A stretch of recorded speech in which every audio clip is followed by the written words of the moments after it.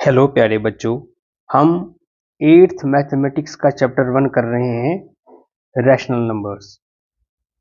ये जो चैप्टर है इसका इंट्रोडक्शन हम पहले ही कर चुके हैं, जिसमें हमने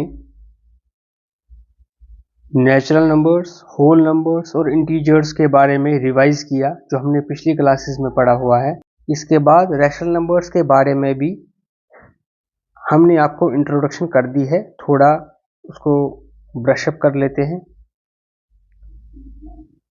आपको पता है कि रैशनल नंबर जो है वो p बाई क्यू की शेप में होता है, p बाई क्यू, जहां p न्यूमरेटर है और q डिनोमिनेटर है। जो p है और q है ये दोनों इंटीजर्स होते हैं। इंटीजर आपको पता है,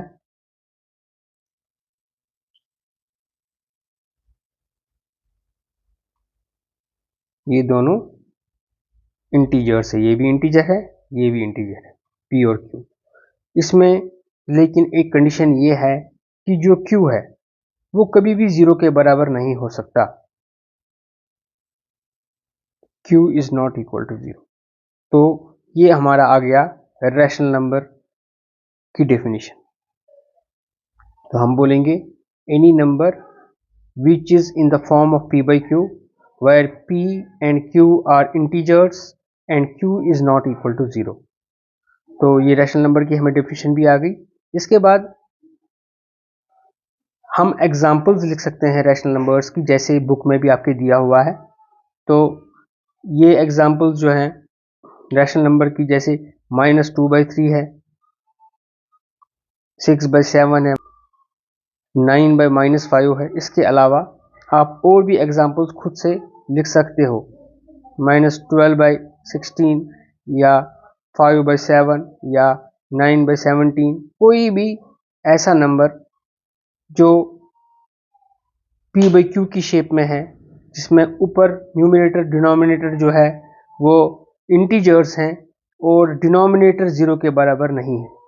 लेकिन हमें इसमें एक चीज़ ध्यान रखने की ज़रूरत है कि न्यूमरेटर तो 0 हो सकता है। जैसे हम 0/3 लिखेंगे, क्या एक रैशनल नंबर है? हाँ है, क्योंकि इसमें जो न्यूमरेटर है वो 0 है, डिनोमिनेटर 0 नहीं है। तो ये रैशनल नंबर का कंसेप्ट मुझे लगता है आपको क्लियर हो गया होगा। इसके बाद हम प्रॉपर्टीज ऑफ रैशनल नंबर्स के बारे में पढ़ेंगे, कुछ प्रॉपर्टीज के बारे में जानेंगे जो रैशनल नंबर्स शो करते हैं। पहली प्रॉपर्टी है कम्यूटेटिविटी। कम्यूटेटिविटी में कोई भी दो रैशनल नंबर्स, जैसे हम 1/3 और 2/3 लेंगे, पहले हम इनको ऐड करते हैं। तो जब हम ऐड करेंगे, क्योंकि इनका डिनोमिनेटर सेम है, तो न्यूमरेटर्स को सीधे ऐड हो जाएगा। आंसर आएगा 2 + 1 यानी 3/3।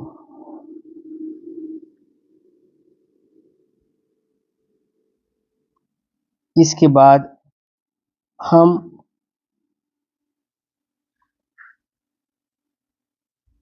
1/3 और 2/3 की जगह चेंज करेंगे। इसको पहले लिखेंगे, इसको बाद में लिखेंगे। तो लिख लेते हैं।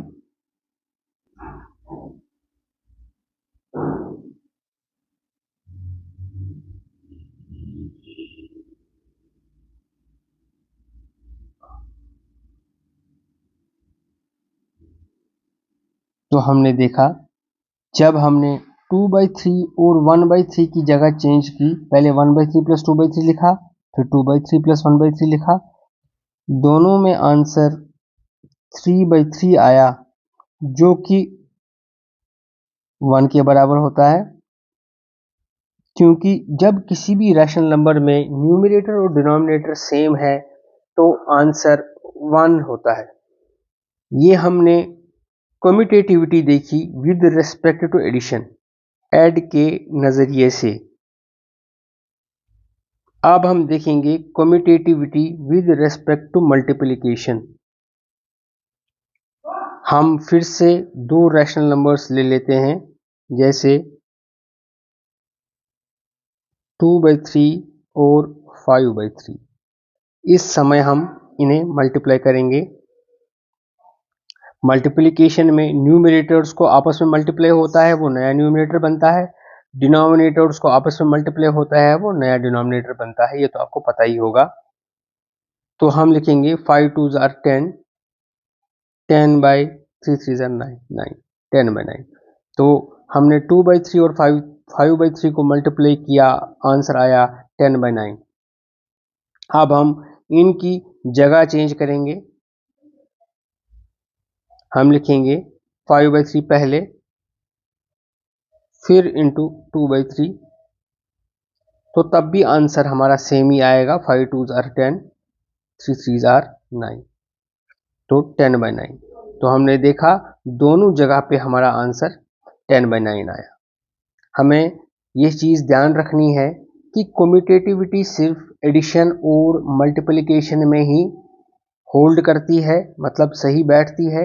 अगर हम सब्ट्रैक्शन और डिवीजन का ऑपरेशन करेंगे रैशनल नंबर्स में, तब कम्यूटेटिविटी उसमें सही नहीं बैठती है। आप ये चेक भी कर सकते हो। जैसे हम अगर 2/3 - 1/3 लिखते हैं, तो इसका आंसर आएगा, डिनोमिनेटर सेम है 3, 2 - 1 आ गया 1/3। मगर अब हम जगह चेंज करेंगे। पहले हम 1/3 लिखेंगे, फिर 2/3 लिखेंगे। यहाँ आप देख लीजिए कि पहले 1 आएगा, फिर 2 आएगा और इनके बीच में माइनस साइन, फिर डिवाइडेड बाय 3, तो आएगा -1/3। तो आप देखेंगे कि आंसर सेम नहीं आया, यहाँ 1/3 आया, यहाँ -1/3 आया। इसका मतलब सब्ट्रैक्शन के लिए कम्यूटेटिविटी जो है वो होल्ड नहीं करती। कम्यूटेटिविटी सब्ट्रैक्शन में सही नहीं बैठेगी, सिर्फ एडिशन में बैठेगी, मल्टीप्लिकेशन में बैठेगी। इसी तरह आप डिवीजन में भी देख सकते हैं।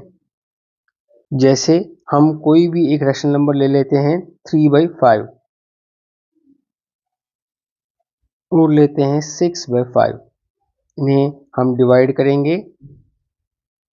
तो डिवाइड करने का तरीका आपको पता होगा।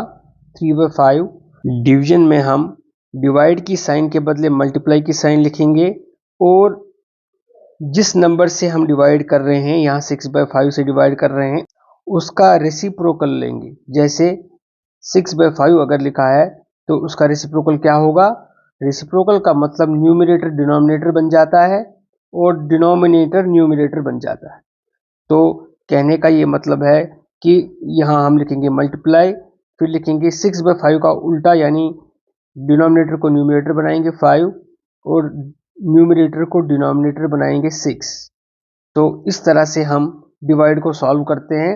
मल्टीप्लाई करके जो भी नंबर जिससे डिवाइड हो रहा हो उसका रेसिप्रोकल ले लीजिए, तो आंसर वही आएगा। तो हम देखेंगे यहाँ आंसर आएगा 15/30।